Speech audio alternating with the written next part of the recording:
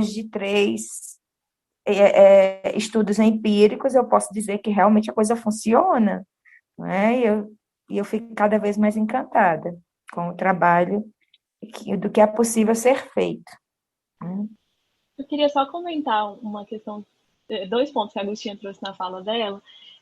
Eu acho muito interessante esse pragmatismo que o ambiente organizacional traz para gente que está muito acostumado a trabalhar em ambientes terapêuticos, né?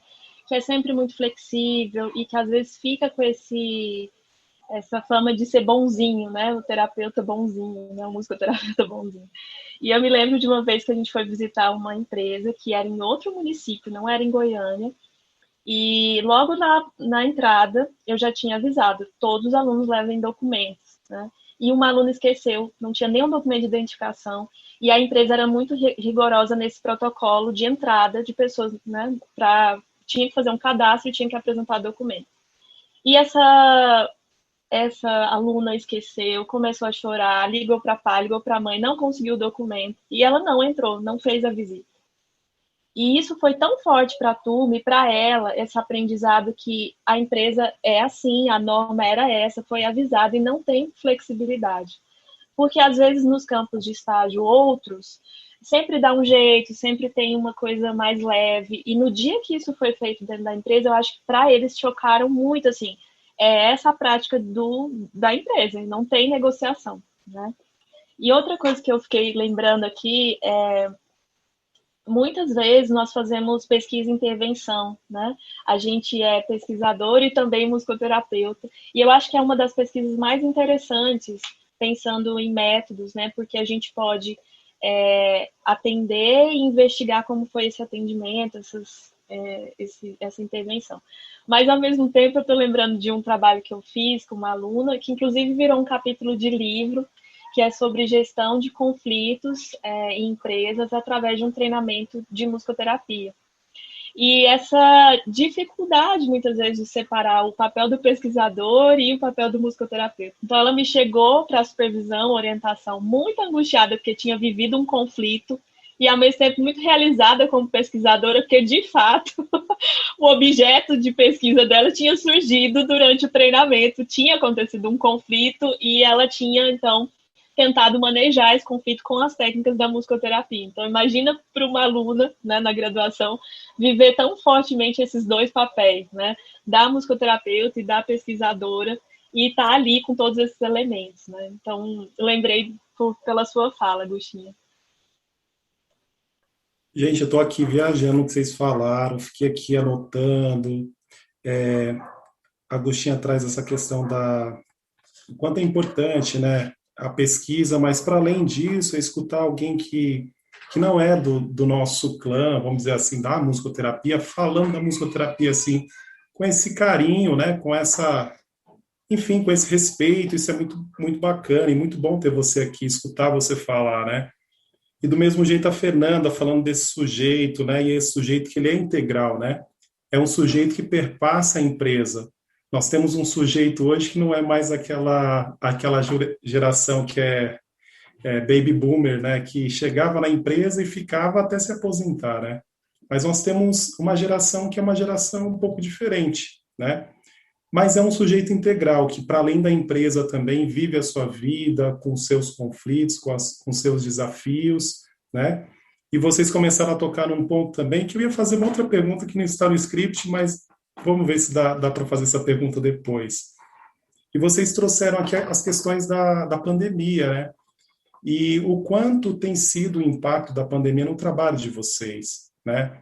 E aí, talvez eu possa antecipar minha pergunta no sentido de que como vocês enxergam, por exemplo, porque dentro da empresa também tem esse pragmatismo também de avaliação, né? Avaliação de resultado, como que esse funcionário se beneficiou dessa prática e como que vocês veem nesse processo de avaliação a partir daquilo que muitas vezes as pessoas trazem na fala ou trazem, enfim, de outras formas, como que vocês conseguem captar essa fala da pessoa? Eu fiquei interessante, eu fiquei pensando aqui na música do Ovelha que você trouxe, o pessoal da limpeza, que em algum momento mobilizou alguma coisa que está para além da empresa nessas pessoas, né? E como essas pessoas depois trazem isso no seu discurso, como que é oferecer uma música, oferecer algo para o outro, que não necessariamente é um produto, né?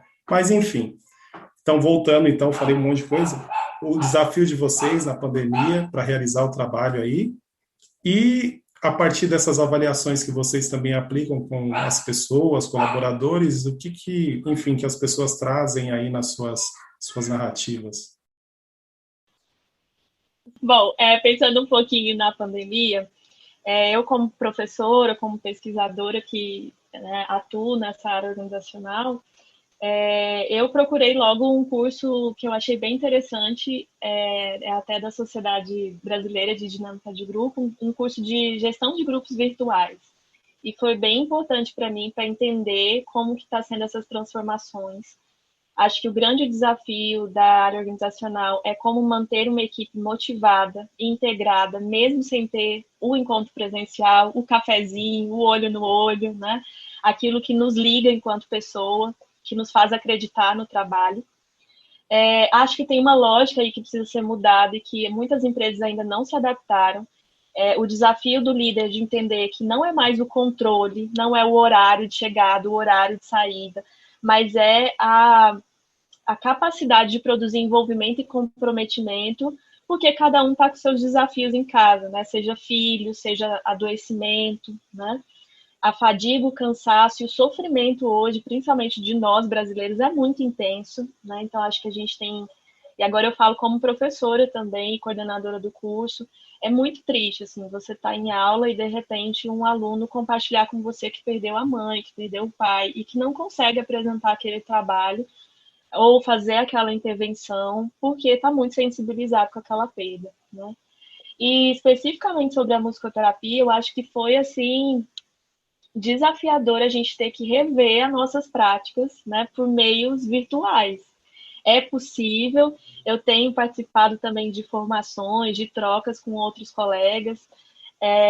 Fiz agora um projeto de extensão chamado Toca, que são grupos terapêuticos online, para dar suporte para os profissionais de saúde e para estudantes.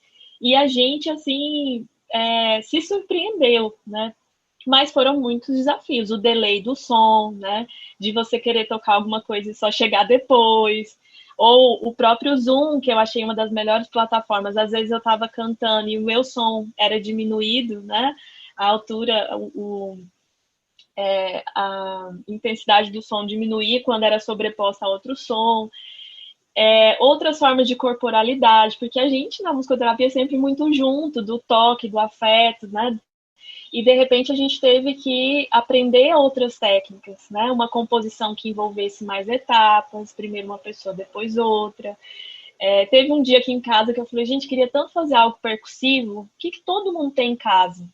Fizemos uma vivência com balde. Cada um pegou o seu balde e a gente percutiu e fizemos uma sessão de descarrego com baldes, onde cada um colocava o seu sofrimento, o seu som, a sua angústia, porque eu pensei, alguma coisa catártica a gente precisa fazer nesse momento aqui, né? E depois foi muito interessante, assim, como as pessoas conseguiram entender que não necessariamente elas precisam de um formato estruturado de música, né? Então, a gente trazer essa ideia, que eu acho que é a essência da musicoterapia para o virtual, foi muito rico, né? E aí eu falava, a escuta musicoterapêutica agora é pelo nosso áudio, é por esse quadradinho, né? Então, o que tem atrás que essa pessoa me mostra? O que tem ali no quarto que ela está me apontando? O que tem nessa voz que está diferente ou que tem uma outra modulação, né? Então, a nossa escuta foi ficando mais apurada por esse meio. E aí, será que eu brincava muito disso. Será que o grupo que deu uma congelada foi a congelada da tela do sistema, né? Vamos diferenciar.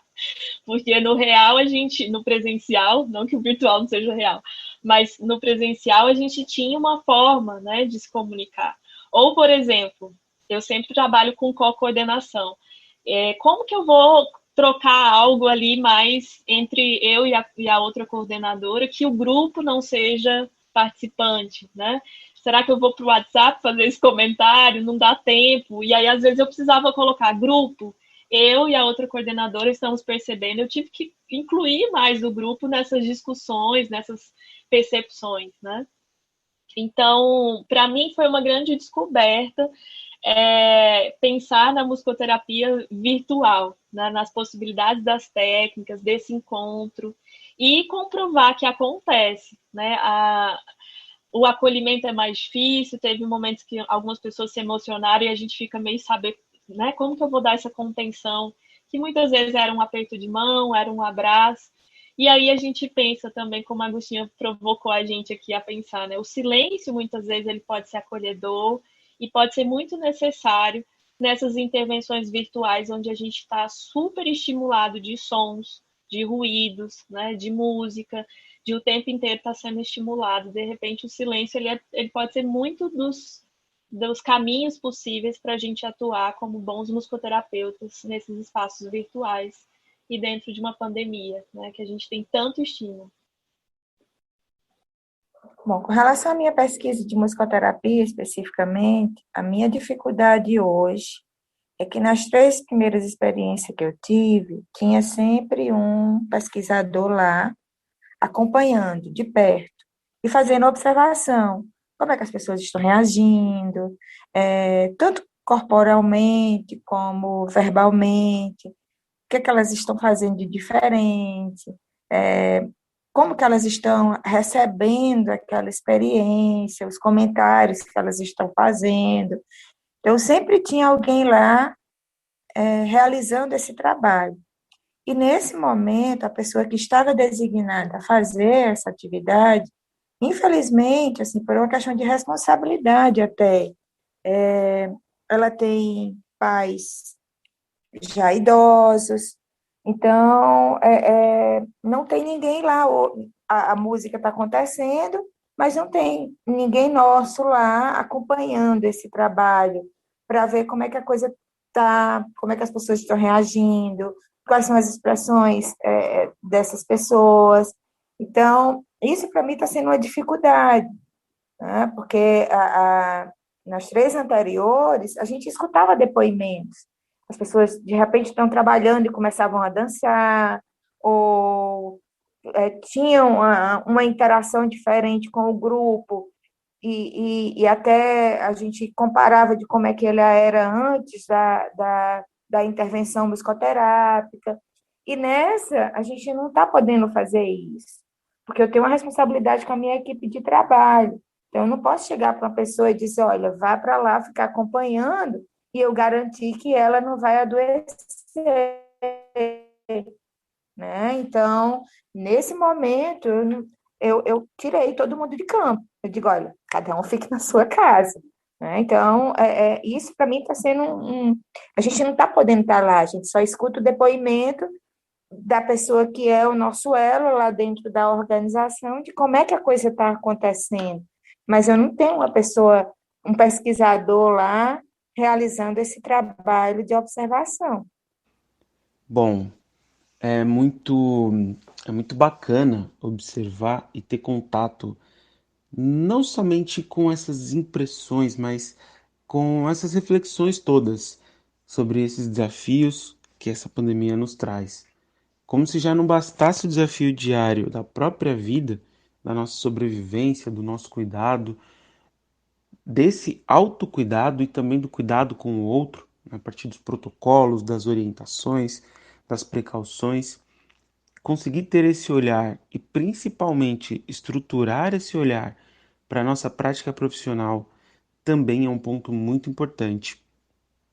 É algo muito importante de se ter contato, tanto nessa estruturação e pesquisa, sobre como isso impacta.